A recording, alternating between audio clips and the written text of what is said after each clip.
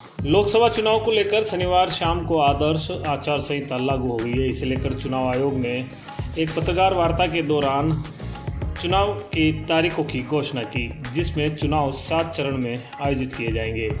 पहले चरण की वोटिंग 19 अप्रैल, दूसरे चरण की वोटिंग 26 अप्रैल, तीसरे चरण की वोटिंग 7 मई, चौथे चरण की वोटिंग 13 मई, पाँचवें चरण की वोटिंग 20 मई, छठे चरण की वोटिंग 25 मई और सातवें चरण की वोटिंग 1 जून को होगी।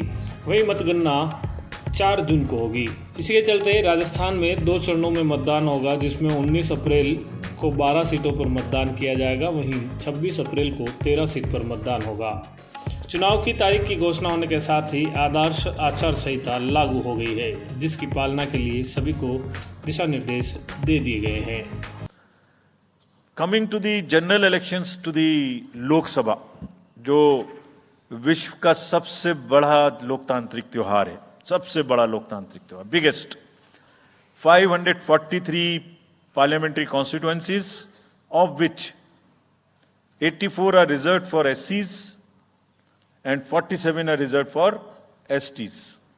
तो इस 543 पार्लियामेंट्री कॉन्स्टिट्यूएंसीज के महात्योहार में शेड्यूल बताने से पहले सभी वोटर्स का फिर से हाथ जोड़ के आग्रह, अनुरोध, गुजारिश that please join for the voting, come on the day of voting. छुट्टी मनाने ना जाएं, जरूर आ जाएं। फेज 1 में 21 राज्य पोलिंग में जाएंगे और फेज 2 में उसमें से और राज्य जुड़ जाएंगे। So this is the map which would be phase 2, जिसमें हम नॉर्थ ईस्ट में काफ़ी जगह चुनाव को कंप्लीट करते हुए, तमिलनाडु में कंप्लीट करते हुए, सेकेंड फेज में राजस्थान को भी कंप्लीट करेंगे। This is how the map will look. Yellow denotes the first phase and accordingly the legends are given. We will share this map also with you, ताकि आप इसे अपने साथ रख सकें, इसके हिसाब से देख सकें।